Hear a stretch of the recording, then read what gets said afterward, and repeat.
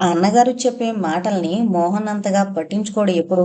కానీ అనురాధ విషయంలో మోహన్‌కి కొంతవరకు దురభిప్రాయం కలగడానికి కారణం భుజంగరాజు గజపతి. ఏ విషయంలోనైనా తన అన్నగారి మాటలు ఈ చెవిని విని మరో చెవిని వదిలేసే మోహన్ అనురాధ గురించి ఆయన చిత్రించిన రూపాన్ని చాలా వరకు నమ్మాడు. ప్రభ డబ్బున్నవాడని, డబ్బున్న అటువంటి వాళ్ళని పట్టుకుంటే బాగా డబ్బు సంపాదించొచ్చు అని అనుకునే వాళ్ళల్లో అనురాధ కూడా ఒకతని కదా భుజంగరాజు గజపతి ఉద్దేశం. అదే అభిప్రాయం మోహన్ మనసు మీద బాగా రుద్ది పంపాడు అన్నగారు. అయినా అన్నగారు చెప్పిన తరహా మనిషి కాదేమో అనురాధ అని మోహన్ క్రితం నాటి సాయంత్రం మొదటిసారి ఆమెని చూసిన క్షణం నుంచి అనుకున్న క్షణాలు లేకపోలేదు. ఆమెలో మరో రూపం ఉందనిపించింది అతనికెందుకో. స్వార్థం ఏమాత్రం లేని ఓ అమాయకపు ఆడపిల్ల కావచ్చు అనిపించిందామె. ఆమెను చూసిన వాళ్ళెవరైనా అలాగే అనుకుంటారేమో. డబ్బు మీద వ్యామోహం ఉన్న మనిషిని వలవిసిరి ప్రభలాంటి వాళ్ళని మాయం చేసే మనిషిలా కనిపించలేదామె. కానీ మళ్ళీ మరో అనుమానం తలెత్తింది అతనిలో. తను అనుకుంటున్నట్లు అంత అమాయక ప్రాణి అయితే ప్రభ రమ్మన్నట్లు కబురు పంపించగానే ఎందుకొచ్చింది? అది ఒంటరిగా. ఇంట్లో వాళ్ళని ఎలా ఒప్పించిందో, చెప్పిందో లేదో ఇక్కడికొస్తున్నానని. చెప్తే వాళ్ళెలా ఒప్పుకున్నారు? పెళ్లి కాని ఆడపిల్లని అలా ఓ అపరిచిత వ్యక్తితో ఇంత దూరం పంపించిన ఆ కన్నవాళ్ల సంస్కారం ఎంతటిదో. ఒకవేళ ఇంట్లో చెప్పకుండానే ఆ అమ్మాయి కనుక బయలుదేరుంటే తప్పకుండా పెద్దనే చెప్పిన తరహా మనిషన్నమాట ఆమె. వ్యక్తిత్వం, స్వాభిమానం ఆమె ముఖంలో కనిపిస్తున్నాయి. అవి నిజంగా ఆమె అసలు రూపం యొక్క లక్షణాలయ్యుంటే ఒక్కతి మేనేజర్‌తో బయలుదేరి ఎందుకొస్తుంది? క్రితం నాటి రాత్రి పరిచయాలయ్యాక మోహన్ ఆలోచించింది దీని గురించే. మళ్ళీ ఓసారి అతని కళ్ళ ముందు కదిలింది గత రాత్రి ఆమెతోటి తన తొలి పరిచయం. తనని చూసి బొమ్మలా నిలబడిపోయిందామె అలాగే. చాలాసేపు మౌనం ఇద్దరినీ బందీ చేసింది. మీరు? ఆగిపోయిందామె ఏదో అడగబోయి. మోహన్. నా పేరు మోహన్ అన్నాడు తను. ప్రభా? నా తమ్ముడు. ఏడితను? అందామె. ఆ ఏకవచనంలో కనిపించిన చనువు వెంటనే గమనించాడు మోహన్. అన్నయ్య చెప్పిన మాటలు గుర్తొచ్చాయి. ఆ అమ్మాయిని ఎలాగైనా కొన్ని రోజుల పాటు బయట ప్రపంచానికి దూరంగా ఉంచాలి. అది ఆయనకి కావలసింది. ఏదో ముఖ్యమైన పని మీద వెంటనే రాలేకపోయాడు. అందుకే నన్ను పంపించాడు. వీలైనంత త్వరలో వస్తానన్నాడు అన్నాడు తను. చాలా తేలిగ్గా ముఖంలో ఎలాంటి భావం కనిపించకుండా చెప్పగలిగాడు ఆ అబద్ధం. ఆమెకి ఎటువంటి అనుమానం రాలేదు. ఎలా ఉంది తనకిప్పుడు? అడిగిందామె ఆతృతతో. ఆమె మాటల్లో, ఆ అడిగిన తీరులో ఏమాత్రం కృత్రిమత్వం కానీ నటన కానీ కనిపించలేదు మోహన్కి. ఎలా ఆ మనిషి మీద దురభిప్రాయం నిర్ధారించుకోగలడు? బానే ఉంది. రండి లోపలికి వెళదాం అంటూ లోపలికి డైనింగ్ హాల్లోకి తీసుకువెళ్ళాడామె. భోజనం సరిగ్గా చేయలేకపోయిందామె. ఏదో ఆలోచిస్తూ తను పక్కన లేనట్లే మౌనంగా కూర్చుంది. ప్రయాణం గురించి వేరే కుశల ప్రశ్నలకి ముక్తసరిగా 2 ముక్కల్లో సమాధానం చెప్పిందంతే. భోజనం అయిపోయాక లేచే ముందు అడిగింది. ఎప్పటికొస్తాడు ప్రభా? కాస్త తడబడ్డాడు మోహన్. మహా అయితే ఓ వారం రోజులంతే అన్నాడు. మళ్ళీ మౌనంలోకి జారిపోయిందామె. రమ్మని ఉత్తరం రాసిన మనిషి లేకపోవడం ఏంటా అని ఆలోచిస్తుందేమో అనుకున్నాడు. ఇంకా ఆమెని ఆమె గదిలోకి దిగబడితే బావుంటుందనిపించింది అతనికి. వెంటనే వెళ్ళి ఆమెకి కేటాయించిన గెస్ట్ రూంలో దిగబెట్టి తన గదిలోకి వెళ్ళిపోయాడు మోహన్. మోహన్ తనని గదిలో వదిలి వెళ్ళిపోయిన క్షణం నుంచి అంతకు ముందు కూడా ఆలోచించింది అనురాధ. తను ఇక్కడికి రావడం సరైందేనా అని. బయలుదేరాలని నిర్ణయించుకున్న క్షణం నుంచి తను ఆలోచించింది ఒకటే, ప్రభాని కలవాలి. అంతే. అదొక్కటే ఆలోచించింది. ఆ ఆలోచనలో పడి తను ఒంటరిగా రావడం వల్ల ఇక్కడ వాళ్ళు ఏమనుకుంటారన్న విషయం ఆమెకి తట్టనే లేదు. అయినా తనకి ఎవరున్నారని వెంట రావడానికి? ఆ విషయం వీళ్ళకి తెలుసో తెలీదో? ప్రభాకి తెలుసు. ఆనందరావు గారికి తెలుసు. మిగతా వాళ్ళకి? తెలియకపోతే తన గురించి అంత అసహ్యంగా ఊహించుకుంటారో అని మదన పడింది. ఏమైతేనేం తను రావడం అయిపోయింది. తన ప్రస్తుత పరిస్థితుల్లో ప్రభాలాంటి తోడుతో తన జీవితానికి మిగిలిన కొద్ది రోజులు గడపాలనే తపన తనని బయలుదేరదీసింది. అంతేకాని వేరే ఎటువంటి భావము తన మనసులో చోటు చేసుకోలేదు. జీవితంలో మిగిలిన అతి కొద్ది కాలాన్ని, క్షణక్షణం జారిపోతున్న క్షణాలని ప్రభాతో కలిసి గడిపితే ప్రశాంతంగా ఉంటుందనిపించింది తనకి. అంతే. ప్రభాకి ఆమె మనసులో ఉన్న స్థానం. కానీ మోహన్ విషయం వేరు. అతన్ని చూడగానే ఆమెలో కలిగిన స్పందన వేరు. అసలు అతన్ని చూసినప్పటి క్షణాన ఆమె మానసిక స్థితి వేరు. మర్నాటి ఉదయం మోహన్ క్రీమ్ కలర్ ఫుల్ సూట్లో డైనింగ్ రూమ్ లో అడుగు పెట్టగానే మగాళ్లలో అంతకంటే అందంగా ఎవరూ డ్రెస్ చేసుకోలేరనిపించింది. ఆ రాజకుమారుడు మళ్ళీ ఓసారి వచ్చినట్లే అనిపించింది పాపం ఆమెకి. చాలా అందంగా కనిపించాడతడు ఆమె కళ్ళకి. తనిలా ఒంటరిగా పరాయి చోటికి రావడం అమ్మ బ్రతుకుంటే సహించేదా? ఇతను ప్రభ అన్నయ్య. ఈ మోహన్ ఇతను ఏమనుకుంటున్నాడో? తను ఒంటరిగా రావడానికి కారణం తను నిజంగా ఒంటరిదేనన్న విషయం ఇతనికి తెలుసుంటే బావుంటుంది. ఎందుకో అతను తన గురించి చెడుగా ఆలోచించుకోవడం తనకి ఎలాగో అనిపిస్తోంది. అయినా తన వెర్రి కాని. ఇంకిప్పుడు ఎవరు ఎలా తన గురించి అనుకుంటే మాత్రం తనకి పోయేదేంటి? తనని చెడ్డదానని అతను అనుకుంటే మాత్రమే. ఇంకొన్ని రోజులేగా. ఆ వాళ్ళందుకే మరో కొత్త చీర తీసి కట్టుకుంది తను. రోజుకొకటి చెప్పున కొత్తవి కనుక కట్టుకోకపోతే మిగిలిపోవు చీరలు. లేత కాఫీ రంగు చీర, అదే రంగు చోళి ఆమె ఒంటికి బాగా నప్పాయి. మోహన్ కూడా అనుకున్నాడు ఆమె ఆ చీరలో చాలా బావుందని. ఆనాటి ఉదయం డైనింగ్ హాల్లోకి అడుగుపెట్టి ఆమెని చూడగానే అతని హృదయం మరోసారి ఏదో చిత్రమైన స్పందనకి లోనయ్యి నిర్వచనం చెప్పలేని తీయని అనుభూతితో నిండిపోయింది.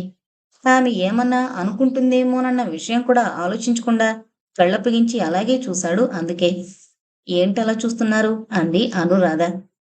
తేరుకున్నాడు మోహన్. మీరిప్పుడే తయారై కిందకొచ్చుంటారని అనుకోలేదు అన్నాడు. తెల్లవారుజామునే లేచాను. ఇంకా ఒక్క క్షణం కూడా పోగొట్టుకోదలుచుకోలేదు అంది. అర్థం కాలేదు మోహన్కి. తెల్లబోయి చూశాడు. అదే ఇక్కడి పరిసరాలు, ఈ ప్రకృతి తనివితీర అనుభవించాలని నా ఆశ అంది అనురాధ సర్ది చెప్తూ. అంతగా నచ్చాయా మీకు? అన్నాడు. అవును. నన్ను నేనే మర్చిపోగలుగుతున్నాను ఇక్కడి పరిసరాలను చూస్తుంటే. Yours is a poetic heart no అన్నాడు. నవ్విందామె గలగల. సంగీతం వినిపించింది మోహన్కి. ఆ నవ్వుని అలాగే చూస్తూ ఆ క్షణాన్ని అలాగే స్తంభింపజేసే శక్తి తనకుంటే బావుంటుందనిపించింది.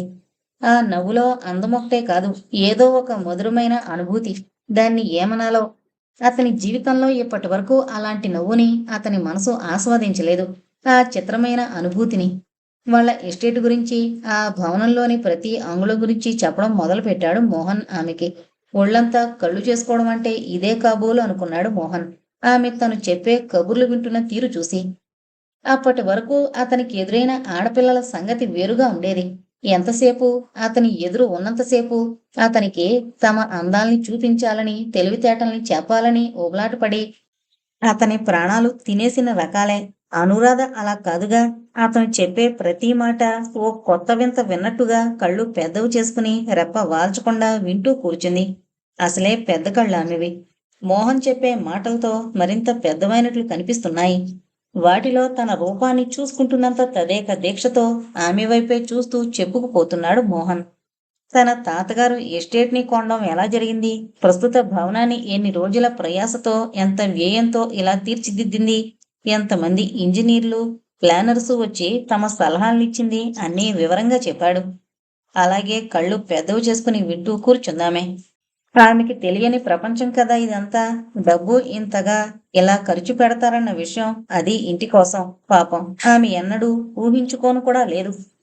తర్వాత వాళ్ళ తాతగారు భవనం లోపలి భాగమంతా అలంకరించడానికి కొన్న ఫర్నిచర్ గురించి, పెద్ద పెద్ద తైలవర్ణ చిత్రాల గురించి, నడవాలలో ఉన్న పాలరాతి శిల్పాల గురించి, తోటలో పెంచబడిన రకరకాల పూల మొక్కల గురించి, వాటిని ఎక్కడెక్కడి నుంచి, ఎంత దూర ప్రదేశాల నుంచి తెప్పించింది చెప్పాడు. అమ్మో! వీటన్నిటికీ చాలా ఖర్చయి ఉంటుందే అందామె ఆశ్చర్యంగా. ఆమె మాటలు అతనికెందుకో చెంపపెట్టులా తగిలాయి. ఆగిపోయాడు మాట్లాడుతున్నవాడల్లా ఒక్కసారిగా. డబ్బు గురించి ఆలోచిస్తోంది అనుకున్నాడు. వాళ్ళ తాతగారి మనస్తత్వానికి, మోహన్ మనస్తత్వానికి ఎంతో దగ్గర పోలికలు ఉండబట్టి ఎస్టేటు, ఆ భవనం, తోట, చుట్టూ పరిసరాలు, వీటి ప్రసక్తి రాగానే ఏదో ఆవేశంతో చెప్పుకుపోయాడు మోహన్ అదంతా. ఇటువంటి అలంకరణ కోసం, కళాత్మకంగా నివాసాన్ని తీర్చిదిద్దుకోవడం కోసం వాళ్ళ కుటుంబానికి డబ్బు ఖర్చు పెట్టడం చాలా చిన్న విషయమని తనకి తెలియకుండానే ఆమెకు చెప్పేశాడు. పెద్దన్నయ్య కనుక ఈ క్షణాన ఇక్కడ ఉండుంటే తన తెలివి తక్కువతనానికి మండిపడేవాడు. తను పంపించిన పనికి భిన్నంగా చేస్తున్నందుకు చిందులు తొక్కేవాడు. అయిపోయింది కదా చెప్పడం, ఇప్పుడిక ఏం లాభం? ఏదన్నా తెలివిగా సర్ది చెప్తే సరి అనుకున్నాడు. ఇక్కడ లేబర్ చాలా చవక. ఆ రోజుల్లో అన్నీ చాలా చవకలు దొరికాయి మాకు అన్నాడు. అంతే ఉంటుంది. నిజంగా మీ అదృష్టమే. మీ తాతగారికి ఈ ప్రదేశం, ఇంతటి అందమైన, అనువైన పరిసరాల్లో ఈ ప్రదేశం దొరకడం, ఇంత కళాత్మకంగా ఎన్నో తరాల పాటు ఆయన్ని దీన్నంతా తీర్చిదిద్దడం, నిజానికి ఇదొక మ్యూజియంలా ఉంది అంది అనురాధ. అవును, మా అదృష్టం. చాలా మంది ఉన్నారు మా కుటుంబంలో ఈ ఆస్తికి హక్కుదారులు. అందరికీ సమానంగా చెందుతుంది అన్నాడు మోహన్. నిజానికి వాళ్లకున్న ఆస్తిపాస్తుల్లో ఇది వందో వంతు కంటే తక్కువే. కానీ పెద్దన్నయ్య చెప్పినవన్నీ గుర్తొచ్చి కావాలని ఆమెకు అలా అబద్ధం చెప్పి వాళ్లకున్న మొత్తం ఆస్తి ఇది మాత్రమేనని నమ్మించాలని అతని ప్రయత్నం. కానీ అనురాధ అతను చెప్పే మాటలు వినడం లేదిప్పుడు. ఏదో ఆలోచించుకుంటూ కూర్చుంది. ఉన్నట్టుండి ఒక్కసారిగా అంది అతనితో, ఓ చిన్న పాలరాతి శిల్పం కొనుక్కోవాలని ఎన్నాళ్ళుగానో నా కోరిక. ఒకసారి మా ఊళ్ళో మెయిన్ బజార్లో ఒక షోరూంలో చూశాను. రాధాకృష్ణుంది. ఎంత బావుందో. కొనుక్కోవడం కుదరలేదు. మీరిక్కడే ఉంటారుగా కొన్ని రోజులు. నేను సంపాదించి పెడతానులేండి. ఇక్కడ దగ్గరలో ఉన్న కొన్ని పల్లెటూళ్ళలో చాలా చౌకలో దొరుకుతాయి అటువంటి బొమ్మలు అన్నాడు మోహన్. అరక్షణం ఆమె కళ్ళు మెరిసినట్లు అనిపించింది. కానీ అంతలో మాయమైంది ఆ మెరుపు. ఇంకిప్పుడు చాలా ఆలస్యమైపోయిందిలేండి అంది తలదించుకొని. అర్థం కాలేదు అతనికి. ఆమెని అర్థం చేసుకోవడం కష్టం అనిపించింది. ఇంకేవో కబుర్లు చెప్పాడు ఆమెకి చాలాసేపు. వింటూ కూర్చుంది అనురాధ. పెద్దన్నయ్య వెంటనే వెళ్ళమంటే తనే అనవసరంగా ఆలస్యం చేశాడు ఇక్కడికి రావడం. ఆమెని కలిసి ఇంకా 24 గంటలు కూడా కాలేదే. అప్పుడే ఎలా అర్థం చేసుకోగలడు? జీవితమంతా చదివినా అర్థం కారు కొందరు మనుషులు పూర్తిగా. తనామెను ఉన్న స్వల్ప వ్యవధిలో అర్థం చేసుకోవాలని చేసే ప్రయత్నంలో అర్థం లేదేమో. ఇవాళ రావచ్చా ప్రభా? అడిగిందామె. ఏమో చెప్పలేం. ఏమంత ఆత్రంగా ఉందా మీకు వాణ్ణి చూడాలని? అవును, చూడాలి. వీలైనంత త్వరలో చూడాలి అంది. ఆమె మాట్లాడిన తీరు, ఆ మాటల్లో దీనత్వం మోహన్ని ఆశ్చర్యపరిచాయి. పరీక్షగా చూశాడు ఆమె ముఖాన్ని. డైనింగ్ టేబుల్ నుంచి మెల్లగా నడుస్తూ హాలు చివర కిటికీ దగ్గరకు వెళ్లి నిల్చుంది అనురాధ. అవును, పెద్దని చెప్పింది నిజమే. ఈ అమ్మాయి ప్రభా బిడ్డకి తల్లి కాబోతుందేమో అనుకున్నాడు మోహన్. వెనక నుంచి ఆమె ఆకారాన్ని చూస్తుంటే, చక్కటి శరీరాకృతిలో భాగమైన ఆ సన్నటి నడుమును చూస్తుంటే నమ్మాలనిపించడం లేదు మోహన్కి. గర్భవతిలా కనిపించడం లేదామె. ఆమె శరీరం మాత్రమే కాదు, ఆ రూపం మాత్రమే కాదు, అతన్ని చక్రుని చేస్తూ మైమరిపింపజేసే ఆమె కళ్ళల్లో దోబూచులాడుతున్న పసితనం, శైశవ సౌందర్యం, ఆమె ఏదో మాలిన్యం అంటని మల్లెమొగ్గని, ఏ పాపమూ ఎరుగని పవిత్ర మూర్తి అని మాత్రమే చెబుతోందతనికి. ఆమె ముఖంలో అమాయకత్వం చూసిన ఏ మనిషి చివరకు పెద్దన్నయ్య కూడా అనలేడేమో ఆమె కళంకిత అని, డబ్బుకి ఆశపడే మామూలు మనిషని. ఏమో, ఎవరు చెప్పగలరైనా అనుకున్నాడు మోహన్ చకచకా టిఫిన్ చేస్తూ. కాసేపు అతనేం ఆలోచించడం లేదు తినడం అయ్యే వరకు. ఈ అమ్మాయి ఒక అమాయకపు నిస్సహాయురాలైన అబలని అనుకోవడం తన తెలివి తక్కువతనమే అవుతుంది అనుకున్నాడు మోహన్. అయినా ఆడవాళ్లతో అతనికున్న లెక్కలేనన్ని పరిచయాలు, వాళ్లతో అతను పంచుకున్న ఎన్నో రకాల అనుభవాలు, వాటిని బట్టి చూస్తే అనురాధ అలాంటి ఓ అతి సాదా పిల్ల, ఓ చేతకాని అబల చేత అతను మోసపోవడం జరగని పని. ఆమెను గురించి అతను వేసుకున్న అంచనా కూడా సరైందనిపిస్తోంది. ఆ పిల్ల గురించి అతని మనసు మూలల్లో చిత్రించబడిన రూపం ఆమె వేసుకున్న ఓ అందమైన ముసుగు మాత్రమేనని అంగీకరించుకోవడానికి అతని మనసు ససేమిరా ఒప్పుకోవడం లేదు. అంత చిన్న వయసులోని అమ్మాయి బయట ప్రపంచం ఏమాత్రం చూడడం తెలియని మనిషి తనని భ్రమింపజేయగలదా? పెద్దన్నయ్య ఆమె గురించి చెప్పినవి, తను విన్నవి, తెలుసుకున్నవి అన్నీ ఓ క్షణం పాటు మరిచిపోతే, తనామెను చూసిన క్షణం నుంచి ఇప్పటి వరకు, తనామెను చదివినంత వరకు తనకి ఆమెను గురించి ఏర్పడిన అభిప్రాయం 100కి 100 సరైంది, నిజమైంది అని నిస్సందేహంగా చెప్పగలడు తను. ఆ అమ్మాయిలోని ఏదో విచిత్రమైన ఆకర్షణ, ఆ బేలతనం మళ్ళీ అతని మనసు కలలు కన్న ఊహారూపాన్ని అతనికి జ్ఞప్తికి తెస్తున్నాయి. కానీ ప్రస్తుత పరిస్థితులు, ఆమె స్థితిగతులు వాస్తవాన్ని కూడా మరిచిపోవడానికి కానీ, కొట్టిపారేయడానికి కానీ వీల్లేదుగా. ప్రభ రానందుకు ఆమె మనసులో చాలా అలజడి రేకెత్తిన మాట వాస్తవం. ఆమె అతను రాగానే ఇక్కడ ప్రభ కనిపిస్తాడని ఆశించింది. మరి ప్రభ కనబడకపోయేసరికి ఆందోళన చెందడం సహజం కదా. అలా ఉన్నాయి మోహన్ ఆలోచనలు. మరో పక్క అదే సమయంలో పాపం అనురాధ కిటికీ దగ్గర నిల్చుని తనకిక మిగిలిన రోజులు ఎన్నో లెక్కబెట్టుకుంటోందన్న విషయం అతనికి తెలియదు. మరో 6 రోజులంతే అనుకుంది అనురాధ దిగులుగా. ఆనందరావు గారు తన దగ్గరికి మొదటిసారి వచ్చిన క్షణం నుంచి ఇప్పటి వరకు తన మీద ఏదో కక్ష పెంచుకుంటున్నట్లుగా కాలం అతి వేగంగా పరిగెత్తింది. చేతి నిండా డబ్బు, మంచి మంచి బట్టలు కొనుక్కోవడం, ఎన్నడూ ఊహించని విమాన ప్రయాణం. ఇక్కడికొచ్చాక ఏదో మహారాజు నివసించే రాజమహల్ లాంటి ఈ భవనంలో నివాసం. రోజులు కూడా క్షణాల్లా గడిచిపోయేలా మైమరిపింపజేసే ఇక్కడ ప్రకృతి సౌందర్యం. ఇవన్నీ ఆమెను మరో స్వాప్నిక జగత్తులోకి తీసుకుపోయి తన ఉనికిని, ప్రస్తుత తన పరిస్థితిని పూర్తిగా మరిచిపోయేలా చేసి ఆనంద డోలికల్లో ఓలలాడించాయి. ఇవాళ 8వ రోజు, రేపు 9, తర్వాత 6 రోజులు మిగిలాయంతే. అవెంతసేపులో గడిచిపోతాయి. అప్పుడు ఆఖరి రోజు, తన జీవితానికి ముగింపు పలికే రోజొచ్చేస్తుంది. ఎందుకలా అంత తొందరగా ఎవరో తరుముతున్నట్లు పరిగెత్తుకుంటూ వచ్చేస్తోంది? కొంచెం వేగం తగ్గించలేదు ఆ కాలచక్రం? కాసేపు ఆగిపోకూడదు? ఉహుం, ఆగదు. లాభం లేదు. ఎవరికోసమూ ఆగదు ఆ మహాశక్తి. అప్పుడే గుండె ఆగిపోయినట్లు అనిపించింది ఆమెకి. రాఘవేంద్రరావు గారు తన ఆఖరి రోజుని అంత నిక్కచ్చిగా ఎలా ముహూర్తం పెట్టగలిగారో, ఎలా చెప్పగలిగారో అంత ఖరారుగా. ఆమె మనసులో ఆయన చెప్పిన విషయం గురించి ఇప్పటికీ కాస్త అనుమానం లేకపోలేదు.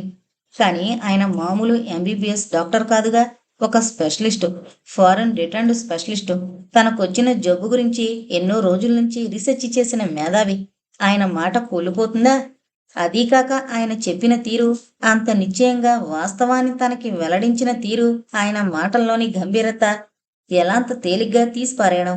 ఆయన చెప్పినవన్నీ ఖరారైన వైజ్ఞానిక సమాచారం మీద ఆధారపడ్డ నిజాలు కదా. పైగా ఇటువంటి విషయాల్లో రోగికి నిజం దాచి ఇంత ఘోరమైన అబద్ధమాడాల్సిన అవసరం ఎందుకుంటుంది? లేదు, ఆయన అబద్ధం చెప్పలేదు. చెప్పిందంతా అక్షరాలా జరగబోయేదే. మళ్ళీ గుండె కొట్టుకోవడం మానేసినట్లు అనిపించింది ఆమెకు ఓ అరక్షణం. అయినా ఈసారి ఆమె అధైర్యపడలేదు, కుంగిపోలేదు, భయంతో వణికిపోలేదు. తనకి తానే ధైర్యం చెప్పుకుంది. ఇక మిగిలింది కొద్ది రోజులే. జరగబోయేది ఎలాగూ జరక మాందు. అటువంటప్పుడు మిగిలిన ఈ కొద్దిపాటి విలువైన కాలాన్ని క్షణక్షణం భయపడుతూ గడిపి వృధా చేయడం ఎందుకు? ఆనందంగా గడపాలి, తృప్తితో జీవించాలి. మిగిలిన కొద్దిపాటి జీవిత కాలాన్ని ఒక క్షణం కూడా వృధాగా పారబోసుకోకూడదు. అమృతాన్ని వాడుకున్నట్లు వాడుకోవాలి. తనకున్న ప్రతి క్షణాన్ని సరదాగా అనుభవించాలి. గుండె ఆగిపోతుంది అంతేగా, చచ్చిపోతుంది అంతేగా, ఇంకేం జరగదే. ప్రళయం ఏది రాదే, సంక్షోభం ఏది చుట్టుముట్టదుగా. అసలు తనకి తెలియకుండానే జరిగిపోతుందన్నారు రాఘవేంద్రరావు గారు ఆ పుణ్యకార్యం. గుండె ఆగిపోయే క్షణం వరకు తనకు తెలియదన్నారు. కొంచెం కూడా నొప్పి పెట్టదన్నారు. ఏ బాధ ఉండదు, ఇంకెందుకు భయం? ఈ క్షణాన ఆగిపోయినా పర్వాలేదు, ఈ పిచ్చిగుండె అనిపించింది అనురాధకి. మనసుని అలా నెమ్మదించుకుంది పాపం. మెల్లగా వెనక్కి తిరిగి మళ్ళీ డైనింగ్ టేబుల్ దగ్గరికి నడిచి వెళ్లి కూర్చుంది. ప్రభ వస్తానని అన్నాడంటే నాకు తెలుసు, తను ఇచ్చిన మాట నిలబెట్టుకుంటాడని అంది అనురాధ. మనసులో అనుకోబోయి పైకే అనేసిందా మాట. మోహన్ విన్నాడు. ఏమని మాటిచ్చాడు ప్రభా? అడిగాడతను. వెంటనే చెప్పలేదు అనురాధ జవాబు. నా దగ్గరకొస్తానని అవసరమైన క్షణాన అంది. ప్రభాతో అంత అవసరం ఏమొచ్చింది మీకిప్పుడు? అన్నాడు మోహన్ దృష్టంతా టేబుల్ మీద టిఫిన్ మీదే ఉంచుకుని. మాట్లాడలేదు అనురాధ. ఏం చెప్పరేం? ఐఎమ్ సారీ, నాతో చెప్పకుండా విషయమా? అన్నాడతను. అదేం లేదు, తనతో నేను చెప్పాల్సింది ఒక విషయం చెప్పాలి తనకి అంది. నాతో చెప్పలేరా ఆ విషయం? ఏదైనా ఓ సమస్య కనుకైతే నేను దానికి పరిష్కార మార్గం చూపించగలనేమో. కాదు కాదు, ఒక్క ఉదుటున బయటపడ్డాయా మాటలు ఆమెలో నుంచి. మోహన్ నివ్వెరపోయి చూశాడు ఆమె వైపు. ప్రభా ఒక్కడే అర్థం చేసుకోగలడు. అందుకే అందుకే తనని వెంటనే చూడాలని నాకెంత ఆతృతగా ఉంది అంది. ఇంకా సాగదీసే లాభం లేదనిపించింది మోహన్కి. ఆమెనిక ఈ క్షణాన బలవంతం చేసి ఏ విషయమో రాబట్టుకోవడం అనేది జరగని పని. బహుశా తను చేయగలడేమో. ఆమెని మరికాస్త ఇబ్బంది పెట్టి కంగారు పెడితే సరి, అసలు విషయం క్షణాల్లో తెలిసిపోతుంది. కాని అంత నిర్దయుడు కాలేడుగా తను. పసితనం వదిలి అప్పుడే యవ్వనంలో కడుగు పెడుతున్న అమాయకురాలు ఇంకా పసితనపు ఛాయలు పూర్తిగా మాయం కాలేదు. పెద్దన్నయ్య అయితే ఎటువంటి మనిషిన్నది చూడకుండా తనకు కావలసింది రాబట్టుకుంటాడు. సామం తప్ప మిగతావన్నీ ప్రయోగిస్తాడు నిర్దయగా. తనలా చేయలేడు. తన మంచితనంతోనే ఆమెని మజ్జిగ చేసుకుని ఆమె మనసుకి చేరువయ్యి తనంతట తానుగా ఆమె తన మనసులో ఇంత పదిలంగా దాచుకున్న రహస్యాన్ని చెప్పేలా చేయడం తనకంత కష్టమైన పని కాదనుకున్నాడు మోహన్. వెంటనే ప్రస్తావన మరిచాడు. మన బంగ్లా వెనకాల నా మోటార్ బోట్ ఉంది. నదీ విహారం చెయ్యొచ్చు మీకిష్టమైతే. లేకపోతే ఊరికే చూసొద్దాం. అటొకసారి పోయి వస్తారా అన్నాడు. మోటార్ బోటా? నేనిప్పుడూ చూడలేదే అంది అనురాధ ఆశ్చర్యపోతూ. మీరు చూడలేదేమో కానీ మోటార్ బోట్లనేవి ఉంటాయన్న మాట వాస్తవం. ఇక్కడున్న మాట కూడా వాస్తవం అన్నాడు మోహన్ నవ్వుతూ. ఆమె కళ్ళల్లో ఆసక్తి గమనించాడు మోహన్. ఈ మోటార్ బోట్ నా కోసం ప్రత్యేకంగా తయారు చేయించుకున్నాను. ఇది వరకు ఓ 4 ఏళ్ల క్రితం అట్లాంటిక్ సముద్రాన్ని పడమటి నుంచి తూర్పు దాకా మోటార్ బోట్లో దాటాడే కెప్టెన్. నేనెప్పుడూ వినలేదండి ఆ విషయం అంది అనురాధ అతని మాటల మధ్యలో. వినలేదా? ఫోన్లేండి. ఆ మోటార్ బోటు కూడా ప్రత్యేకంగా తయారు కాబడ్డదే. కేవలం 12 హెచ్పి ఇంజన్ అమర్చబడ్డ బోటు కావడం చేత ఆ విషయం చరిత్రకెక్కింది అన్నాడు. మీ దగ్గర అలాంటిదే ఉందా? అడిగింది అనురాధ. అంత పెద్దది కాదు నా బోటు, చాలా చిన్నది. వెళ్ళి చూద్దామంటారా? అన్నాడు మోహన్. తప్పకుండా, నాకు చూడాలనుంది. ఓ 5 నిమిషాలు ఆగుతారా? ఇప్పుడే వస్తాను అంది అనురాధ బాత్రూంకి వెళ్ళి రావడానికి. అలాగే వెళ్ళిరండి అన్నాడతను. పరిగెత్తినట్లు నడిచింది అనురాధ ఆ హాల్లోంచి. ఆమె ఆతృత, ఆ చిన్నపిల్ల మనస్తత్వానికి నివ్వెరపోయి ఆమె వెళ్ళిన వైపే చూస్తూ ఉండిపోయాడు మోహన్. అతనికి ఈ తత్వపు మనుషులతో భేటీ కొత్త. ఆడవాళ్లతో అతనికున్న స్నేహాలు, సంబంధాలు పూర్తిగా వేరే కోవకి చెందినవి. సంఘంలో ఉన్నత వర్గానికి, ధనిక వర్గానికి చెందిన వారితోనూ, మానసికంగా ఎంతో ఎదిగిన ఆడవాళ్లతోనూ మాత్రమే అతనికి ఇంతవరకు సంబంధాలు కొనసాగాయి. ఆ పరిచయాలన్నీ చాలా తెలివైనవి. వాళ్ళందరికీ వాళ్ళ అందచందాల మీద, వాళ్ళ మాటకారితనం, తెలివితేటల మీద ఎంతో నమ్మకం ఉంది. ఆ కోవకి చెందిన వాళ్ళు మోహన్ గర్ల్ ఫ్రెండ్స్ అందరూ. అనురాధ మనసు అల్లకల్లోలంగా ఉందని అతనికి తెలుసు. తన వల్ల ఏమన్నా పొరపాటున జరిగిందేమోననే భయంతో లేడిపిల్లలా ఆమె చూసే చూపులు అతని మనసుని కట్టిపడేస్తున్నాయి. శైశవం మూర్తి భవించిన రూపం. అయినా క్రితం రాత్రి వాళ్ళు మాట్లాడుకున్నది గుర్తు తెచ్చుకుంటుంటే ఆమెలో పసితనం ఉన్నప్పటికీ చాలా విషయాల్లో ఆమెకెంతో పరిజ్ఞానం కలిగున్న మనిషి అని అర్థమైంది అతనికి. బాగానే చదివిన మనిషి కూడా. సాధారణంగా ఆ వయసు పిల్లల్లో అర్థం లేని పోసుకోలు కబుర్లు చెప్పుకోవడమో, ఇద్దరు ఆడా మగా కాబట్టి సహజంగా ఆడా మగా మధ్య జరిగేదే ఆ కబుర్లు, ఆ చిలిపి చేష్టలు జరుగుండేవి. కాని అనురాధ మనసు అతని గురించి ఆలోచిస్తుందని అతను అనుకోవడం లేదు. ఏదో రహస్యం దాచుకుంది తనలో. అదే కాక ఏదో ప్రపంచంలో జీవిస్తున్నట్లు కనిపిస్తుంది ప్రతి క్షణం. ఏవో కలలు కంటున్నట్టు కనిపిస్తుంది. వాస్తవాన్ని కల్పనగా, తన కలలన్నిటినీ వాస్తవంగా ఊహించుకున్నట్లు కనిపిస్తుంది. ఓ పావుగంట గడిచింది. మళ్ళీ హాల్లోకి చకచక హడావిడిగా అడుగులు వేసుకుంటూ వస్తున్న అనురాధని చూడగానే ఓ చిన్నపిల్లని సర్కస్కో, సినిమాకో, షికారుకో తీసుకువెళుతున్నప్పుడు ఎంత హుషారుగా పరిగెత్తుకుంటూ తయారవుతుందో ఆ దృశ్యం, అదే భావన అతని మనసులో మెదిలింది ఆ క్షణాన. బంగ్లా వెనకనున్న తోటలోంచి వెనక భాగానికి తీసుకువెళ్ళాడు మోహన్ అనురాధని. తోట చివరకొచ్చాక నదీ తీరానికి మోటార్ బోటు కట్టేసున్న చోటికి పోయే మెట్ల మీదుగా మెల్లగా నడిపించుకుని వెళ్ళాడామెని. మెట్లు దిగుతున్న కొద్దీ అల్లంత దూరంలో, కొన్ని గజాల దూరంలో కనిపించింది అనురాధకి కట్టేసున్న మోటార్ బోటు. ఆమె ఊహించుకున్న దానికంటే చిన్నదా మోటార్ బోటు. ఆమె ఊహించుకుంది వేరు. మోటార్ అంటూ ఉన్నది ఏదైనా చాలా పెద్ద ఆకారంలో ఉంటుందని ఆమె ఊహ అంత క్రితం వరకు. దాని దగ్గరకు చేరగానే మోహంలో ఉత్సాహం ఉరకలు వేసింది. తనకెంతో ఇష్టమైన వస్తువుని తడిమినట్లు బోటునంతా చేత్తో తడిమాడు. బోటు ముందు భాగం పొడవుగా కొనతేలినట్లుంది. బహుశా ఇంజను దాంట్లోనే ఉంటుందేమో అనుకుంది అనురాధ. తను ఉన్న చోటు నుంచి డ్రైవర్ నిల్చుని బోటుని నడిపే భాగం చూడగలుగుతోంది. బోటు మధ్య భాగంలో ఉందా చోటు. ఆ ప్రదేశం వెనకనే చిన్న క్యాబిన్ ఉంది. ఓ టేబులు, 2 సోఫా కమ్ బెడ్ లాంటివి ఉన్నాయి ఆ క్యాబిన్లో. ఇదన్నమాట నా కోసం తయారు చేసిన స్పెషల్ బోటు. దీన్ని తయారు చేసిన కంపెనీ వారు ఈసారి అమెరికాలో జరగబోయే పడవ పందాల్లో ఇది తప్పకుండా గెలుస్తుందన్న నమ్మకంతో ఉన్నారు అన్నాడు మోహన్. కానీ అంత దూరం చాలా చిన్నది కదా ఇది అంది. అయినా ఏం పర్వాలేదు, చాలా పవర్ఫుల్ ఇంజిన్ దీంది. బాడీ కూడా చాలా మంచిది, నడపడం కూడా చాలా తేలికే. మీరే డ్రైవ్ చేస్తారా దీన్ని? అడిగింది అనురాధ కొంచెం ఆశ్చర్యపోతూ. అవును, నేనే డ్రైవ్ చేస్తాను. గుర్రపు పందాల్లో కూడా నా గుర్రానికి నేనే జాకీని. నా కార్లకి డ్రైవర్లుండరు. చివరికి నా రైలుకు కూడా డ్రైవర్ లేడు. నేనే డ్రైవ్ చేసుకుంటాను నవ్వింది అనురాధ గలగల. చిన్నప్పుడు అందరూ రైలు నడపాలని అనుకుంటారు అంది. మోహన్ అన్న మాటలు సరిగ్గా అర్థం చేసుకోలేదు అనురాధ. మోహన్ వాళ్ళకి నిజంగానే సొంత రైలుందన్న సంగతి పాపం ఆమెకేం తెలుసు. ఏదో యథాలాపంగా అన్నాడే కాని మోహన్ వెంటనే తన తప్పు తెలుసుకున్నాడు. తను చెప్పకూడదు కదా ఆమెకి ఇటువంటివన్నీ. వెంటనే మళ్ళీ మోటార్ బోటు మీదకి మాట మార్చాడు. లోపల భాగంలోని ఇంటీరియర్ డెకరేషన్ గురించి వివరంగా చెప్పడం మొదలుపెట్టాడు. దీనికున్న ఇంజన్ చాలా శక్తివంతమైందన్నమాట అందామె. అవును, అట్లాంటిక్ని దాటిన బోట్కి ఉన్నటువంటి ఇంజనే. సముద్రంలోకి వెళ్ళొచ్చా దీంట్లో మనం అంది. ఓ, ఎందుకు వెళ్ళకూడదు? వెళదామని నేనే చెప్దాం అనుకుంటున్నా. అంతలో మీరే అడిగారు, చెప్పండి వెళదామా? అనురాధ ముఖం మతాబులా వెలిగిపోయింది. నిజంగానా? ఎంత దూరమైనానా అంది. అనుమానం ఎందుకు, మీరే చూద్దురు గాని. అయితే ముందోసారి నేను ట్రయల్ ట్రిప్ వేసి చూడాలి. దీని బిల్లు కట్టే ముందు. అవును, అది చాలా మంచిది.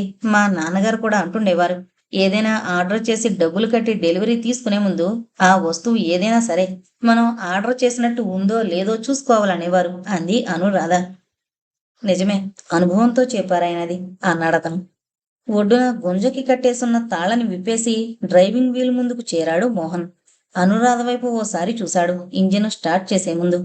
బోటు సన్నగా వణికినట్లు అనిపించింది అనురాధకి. అతని వెనకనే నుంచుంది. బోటు మెల్లగా పక్క నుంచి నది ముఖం వైపు తిరిగి నీటిని చీల్చుకుంటూ కదిలింది. భలే భలే, ఎంత బావుందో! చిన్నపిల్లల అంది సంబరపడుతూ అనురాధ. ఇలా మోటార్ బోట్లో ఎంచక్కా ప్రయాణం చేస్తానని కలలో కూడా అనుకోలేదు. ఎంత వేగంగా వెళ్ళగలం దీని మీద! ఇదిగో చూడండి మీరే అంటూ వేగం పెంచాడు మోహన్ మెల్లగా. ఆ నీటి మధ్య నుంచి బోట్ అలా దూసుకుపోతుంటే ఒడ్డున ఉన్న కట్టడాలన్నీ ఎంతో వేగంగా వెనక్కిపోతున్న భ్రమ కలిగింది అనురాధకి. అంత దూరం నుంచి కూడా.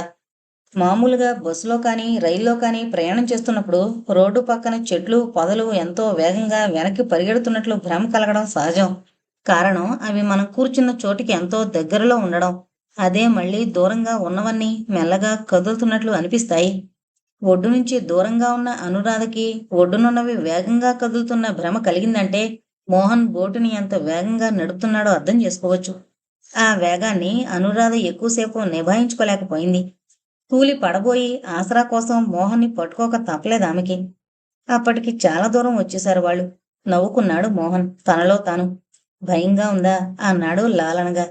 కాదు, ఎలాగో ఉంది అందామె బెదురుతున్న కళ్ళతో. మొదటిసారి కదా, అందుకనే అలా అనిపిస్తుంది. మళ్ళీ వచ్చే వారం వద్దాం, ఈసారి ఇంకా దూరం వెళదాం అన్నాడు మోహన్. అనురాధ ముఖ కవళికలు మారిపోయాయి అతని మాటలు వినగానే. మోహన్ గమనించాడది. తను అంత అనకూడని మాట ఏం అనలేదే. ఎందుకలా అయిపోయిందామె? అర్థం కాలేదు అతనికి. బహుశా ఈ లోపల ప్రభ వచ్చేస్తే వెళ్ళడం కుదరదేమో అని నిరుత్సాహపడుతోందామె. కాని ఈ చిన్న విషయానికి అంతగా ఆమె ముఖంలో బాధ కనిపించడమేంటో. ఆమె ఏం మాట్లాడలేదు. మోహన్ కూడా ఏం అనలేదు వెంటనే. అనురాధ ఆలోచించింది వేరు. వచ్చే వారం నవ్వుకుంది మనసులో. అది నవ్వు కాదేమో, ఏడుపులాంటి నవ్వు. ఆ వచ్చే వారం వచ్చేదాకా తనుంటేగా. ఎంతో దూరం తీసుకెళ్తానంటున్నాడుగా ఇతను వచ్చే వారం. కాని తను ఈ లోపలే ఇంకెంతో దూరం వెళ్ళిపోతుందిగా. ఆమె మనసులో రేగే భావాలు ముఖం మీద నగ్నంగా కనిపించాయి మోహన్కి. ఆలోచనల్లోంచి తేరుకొని మళ్ళీ పరిసరాల వైపు దృష్టి సారించింది అనురాధ. ఇంక వెనక్కి వెళ్ళిపోదాం ఇవాళ్టికి అన్నాడు మోహన్. ఆ, నీ ఇష్టం అంది తను. రేపు మా ఎస్టేట్ చూపిస్తాను మీకు. కొంతవరకు కవర్ చేయొచ్చు ఒక రోజైనా కాని అన్నాడు. చాలా థ్యాంక్స్, నాకు చూడాలనుంది అంది. ఓ చిత్రమైన ఆలోచన కలిగింది తనకి.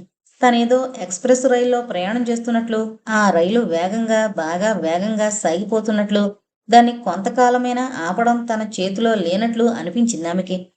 కొద్దిపాటి మిగిలిన జీవితం ఎంత వేగంగా గడిచిపోతుంది. రేపు గురించి మరో నిమిషం గురించి ఆలోచించకూడదు అనుకుంది అనురాధ. ప్రతి క్షణం అనుభవించాలి తృప్తిగా, ఆనందంతో. మిగిలిన కాలంలోని ప్రతి క్షణంలోనూ సాధ్యమైనంత, నాకు దొరికినంతగా అనుభవాలను, తీయటి ఘడియలను సొంతం చేసుకోవాలి. కాని ఎంత సర్ది చెప్పుకున్నా ఆమె మనసు మాట వినడం లేదు. వాస్తవానికి సమాధి కడదామని నిశ్చయించుకుంది పాపం. సమాధి చేశాననుకుంది కూడా. కాని ఆ వాస్తవం సమాధిలోంచి బయటపడి తను భరించలేని ఓ వికృత రూపం దాల్చి విలయతాండవం చేస్తూ నేనున్నాను అంటూ గుర్తు చేస్తోంది.